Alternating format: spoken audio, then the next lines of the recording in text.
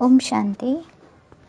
कर्म का उल्लेख अच्छे या फिर भी बुरे दोनों के लिए किया जाता है, लेकिन ज़्यादातर लोग कर्म का उल्लेख बुरे कर्मों के लिए करते हैं।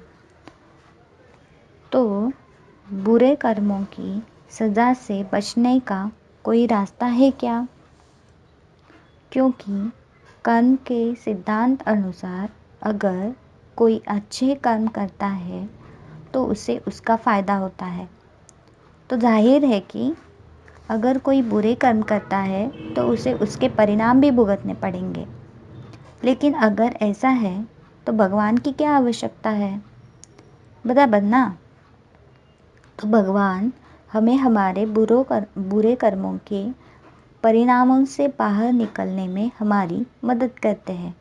एक्चुअली भगवद गीता का पूरा सार अच्छे और बुरे कर्मों की शिक्षाओं के बारे में और बुरे कर्मों की सज़ा से कैसे बचा जा सकता है इसके बारे में है। बुरे कर्म माना पाप कृत्य। अगर आपने अपनी पावर और पैसों का इस्तेमाल करके लोगों को यातना देने का पाप किया है अपने पहले 2-3 जन्मों में, तो जाहिर है कि उसके अगले जन्म में आप एक गरीब परिवार में पैदा होंगे ताकि आप नम्रता का गुण धारण कर सकें। जिसकी कमी थी या फिर जिसकी कमी के कारण आपने लोगों को यातना देने का पाप किया था, लेकिन फिर भी इस जन्म में वो कमी अहंकार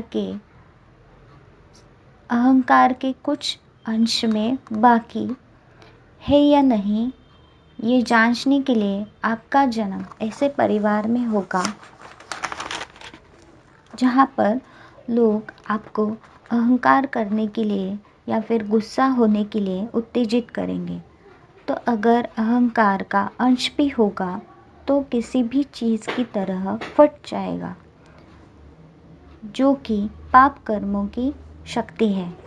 अगर आप बार बार पाप कर्म किए जा रहे हैं, उसके परिणामों की परवाह किए बिना, तो यही आपकी सज़ा है। तो बुरे कर्मों की सज़ा से कैसे बचा जाए?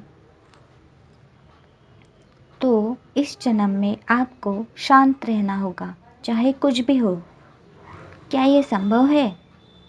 नहीं, हर बार शांत रहना संभव नहीं है, क्योंकि जन्म लेते लेते आत्मा अपनी सहन शक्ति खो चुकी है या फिर सहन शक्ति की कमी है।